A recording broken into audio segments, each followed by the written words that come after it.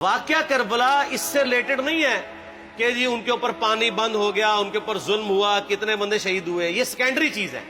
اصل چیز ہے کربلا ہوئی کیوں نبی علیہ السلام کی محنت کو 50 سال کے اندر اس لیول تک پہنچا دیا گیا کہ ہزاروں صحابہ زندہ ہیں اور نبی صلی اللہ علیہ وآلہ وسلم کی پوری اولاد ذبح کر دی جاتی ہے۔ ہم تو یہ کہہ نہیں رہے کہ کیسے ذبح کیا، انہوں نے آری چلائی تھی یا تلوار چلائی تھی، یہ تو واقعہ کربلا تو سب کو پتہ ہے، ان کی شہادت بھی سب کو پتہ ہے۔ جامعہ ترمذی میں حدیث ہے حسن و حسین جنتی نوجوانوں کے سردار ہیں اور ان کی والدہ جو ہے وہ جنتی عورتوں کی سردار ہیں، اور المستدرک الحاکم میں حدیث ہے حسن و حسین جنتی نوجوانوں کے سردار ہیں اور ان کے والد ان سے بھی بہتر ہیں۔ تو یہ تو ڈیفینٹ حدیثیں ہیں، یہ تاریخ تو نہیں ہے، نبی علیہ السلام کے فرامین ہیں۔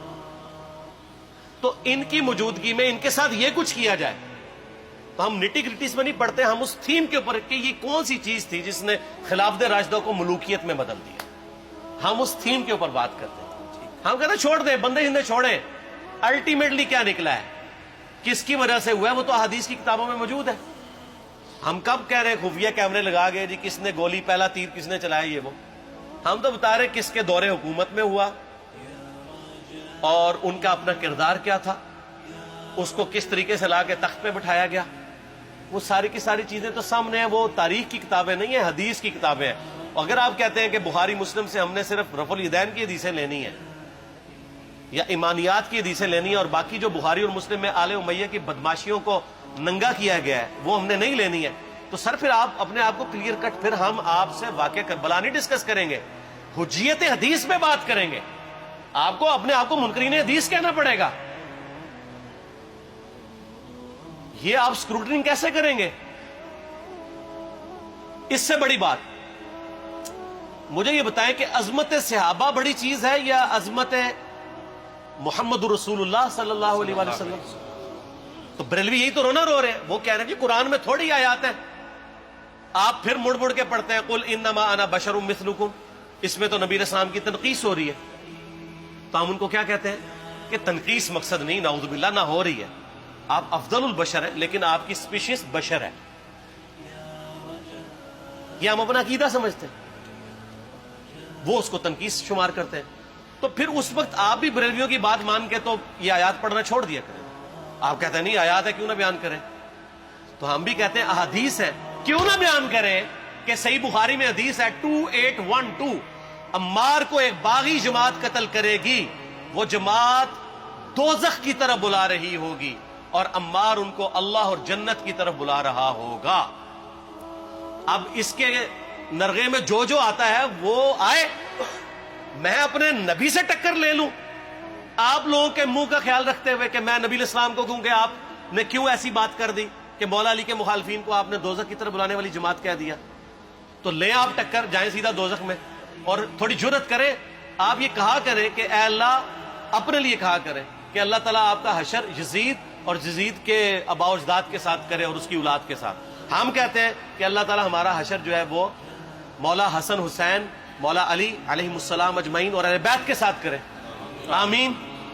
اور آپ میں تو اتنی جرت نہیں آپ یہ بات بھی کر سکیں کیونکہ ان کو پتہ ہے۔ تو نبی علیہ السلام کی احادیث کو بیان کرنے کو یہ سمجھتے ہیں کہ جی اس سے مصیبت کھڑی ہو جائے گی، تو اپنے آپ کو منکرین حدیث ڈکلیئر کریں، پھر حجیت حدیث کا مقدمہ ڈسکس ہوگا، پھر کربلا نہیں ڈسکس ہوگی۔ اور یہ ٹی وی پہ بھی آ کے مولوی بیٹھے ہوتے ہیں، سنیوں کے بھی شیعوں کے بھی، مڑ مڑ کے جی وہ یزید نے یہ کر دیا، وہ یزید نے کیا کیا ہے یار؟ وہ تو سسٹم کا نمائندہ بن کے آیا جو پیچھے سے خراب تھا۔ یزید کو لے کے بیٹھے ہیں، یزید یزید یزید یزید، بھائی پیچھے سے معاملہ خراب ہوا۔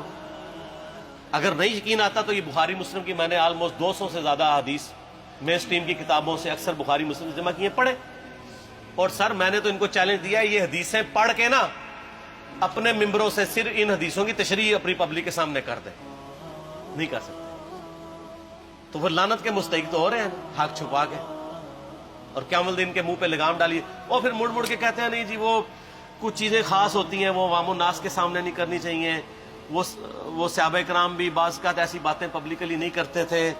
میں نے اس کے اوپر بڑا ایک میرا کلپ ہے یوٹیوب پہ، مولا علی سے متعلق 5 جھوٹ، تو میں نے کافی ساری چیزیں اس میں ڈسکس کی ہیں، لیکن میں یہ کہتا ہوں کہ اللہ کے بندو جو چیزیں نبی علیہ السلام نے منع کی ہیں بیان کرنے سے وہ تو ہم ڈسکس کر بھی نہیں رہے. میں نے آج تک آپ کو منافقین کے نام بتائے؟ آپ نے حذیفہ ابن یمان کو بتایا تھے نا آپ صلی اللہ علیہ وسلم نے؟ صحیح بخاری میں آتا ہے. تو میں نے آپ کو بتایا، آپ رازدار رسول تھے، ختم ہوگی بات. میں نے کبھی ڈسکس کی ہے؟ اگرچہ میں نے صحیح مسلم کی حدیث 7035 نمبر ڈسکس کی ہے کہ نبی علیہ السلام نے فرمایا میرے صحابہ میں 12 منافق ہیں، وہ کبھی بھی جنت میں داخل نہیں ہوں گے یہاں تک کہ سوئی کی ناکے سے اونٹ نہ گزر جائے، اور ان میں سے 8 ایسا ہے جس کی کمر پہ دوبیلا پھوڑا نکلے گا. میں نے آج تک آپ کو بتایا کہ کس کس کی کمر پہ دوبیلا پھوڑا نکلا اور اس کی موت اسی پھوڑے میں ہوئی ہے؟ بتایا؟ تو میں تو وہ چیزیں ڈسکس بھی نہیں کر رہا، میں وہ چیزیں ڈسکس کر رہا ہوں جو نبی علیہ السلام نے علامات النبوہ میں بتائی ہیں. یہ امام بخاری حدیث نبوت کی دلیل کے چیپٹر میں لے کے آئے ہیں، اور امام بہقی نے 3500 احادیث پر مشتمل ایک کتاب لکھی ہے دلائل النبوہ، کہ ہم نبی صلی اللہ علیہ وسلم کو نبی کیوں مانتے ہیں، اس کے اوپر. اور اس میں یہ ساری حدیثیں عمار بن یاسر کے قتل والی لے کے آئے ہیں، بتانے کے لیے کہ دیکھیں ہمارے نبی علیہ السلام کی نبوت کی دلیل ہے کہ آپ نے اپنی وفات کے آلموسٹ 30 سال کے بعد ہونے والے واقعے کو پہلے ہی بتا دیا. یہ حدیثیں چھپانے والی نہیں، بیان کرنے والی ہیں، علامات النبوہ کی حدیثیں. آپ کہتے ہیں چھپائیں. اگر کوئی حدیث دنیا میں نہیں چھپائی جا سکتی نا تو علامات النبوہ والی حدیث ہے، کیونکہ وہ تو نبی صلی اللہ علیہ وسلم کی نبوت کو جسٹیفائی کرتی ہے. ورنہ میرا ایک معصومانہ سوال ہے کہ نبی صلی اللہ علیہ وسلم نے یہ باتیں کر کے ان کے زوم میں نعوذ باللہ امت کو مصیبت میں ڈال دیا. آپ نے خود ہی فرمایا کہ یہ ہوگا. کیوں فرمایا آپ نے؟ میں تو بیان کر کے مجرم ہوں. تو جس نے مجھے خبر دی ہے ان کے بارے میں آپ کا کیا خیال ہے؟ یہ مسند احمد کی حدیث یہ میں نے گھر بیٹھ کے بنائی ہے کہ میری بیوی کا کیا حال ہوگا جس پہ خوف کے کتے بھونکیں گے. تو سیدہ عائشہ سے مجھ سے زیادہ نبی علیہ السلام کو محبت تھی، لیکن آپ اللہ کے پیغمبر تھے، آپ نے اپنے گھر کی خبر بھی نہیں چھپائی، بتا دی کہ یہ ہوگا. اور اس سے بڑھ کے آپ صحیح بخاری میں دیکھیں عمار ابن یاسر کا خطبہ ہے. میں نے یہ سارا، پریشان نہیں ہونا، یہ ریسرچ پیپر میں سارا کچھ موجود ہے اور کوئی چیز بھی ایسی نہیں جو اس میں سکپ ہو. صحیح بخاری میں خطبہ ہے کہ عمار ابن یاسر کو مولا علی نے بھیجا کوفے میں. کوفے والے نیوٹرل ہو گئے تھے کیونکہ بصرہ سے سیدہ عائشہ آ رہی تھی اور وہاں پہ انہوں نے کہا نہ ہم سیدہ عائشہ کا ساتھ دیں گے نہ مولا علی کا دیں گے. تو عمار ابن یاسر کو تیار کرنے کے لیے، یعنی وہاں کے جو عوام تھی اس قتال کے لیے، مولا علی نے بھیجا. تو سیدنا عمار ابن یاسر نے وہاں پہ کوفے کے ممبر پہ خطبہ دیا. بخاری کے الفاظ ہیں، اوپر والی سیڑھی پہ عمار ابن یاسر نے حسن ابن علی کو بٹھایا، حالانکہ حسن ابن علی سے 4 گنا بڑی عمر تھی عمار ابن یاسر کی، 90 پلس ہو چکے ہوئے تھے، 3-4 گنا ان کی عمر تھی. لیکن اہل بیت کا احترام کیا. خود نچلی سیڑھی پہ بیٹھے. بخاری کے الفاظ ہیں کہ اے لوگو اللہ نے تمہیں آزمایا ہے، ایک طرف دنیا اور آخرت میں تمہارے نبی کی بیوی ہے سیدہ عائشہ، دنیا اور آخرت میں، یعنی عزت اپنی جگہ قائم. یہاں لوگ سمجھتے ہیں کسی کی غلطی آ گئی تو پتہ نہیں کیا ہو گیا. وہ یار اس کا مرتبہ اپنی جگہ ہے، غلطی اپنی جگہ ہے، پیغمبر نہیں ہے وہ. اور دوسری طرف علی ابن ابی طالب ہے. اللہ اب دیکھے گا تم عائشہ کی اطاعت کرتے ہو یا اللہ کی. علی کی نہیں، اللہ کی. کیوں؟ یا ایھا الذین آمنوا اطیعوا اللہ واطیعوا الرسول واولی الامر منکم. ان کا اولو الامر مولا علی ہیں، ان کی اطاعت واجب ہے. یہ اللہ نے آزمایا ہے کہ اللہ کی اطاعت کرتے ہو یا عائشہ کی. اور آپ حیران ہوں گے یہ حدیث امام بخاری حضرت عائشہ کی فضیلت والے چیپٹر میں لے کے آئے ہیں. اگر امام بخاری مشورہ کر لیتے نا ناسبیوں سے تو انہوں نے کہا تھا سر آخری صحیح رکھو، پچھلے والا رہن دو،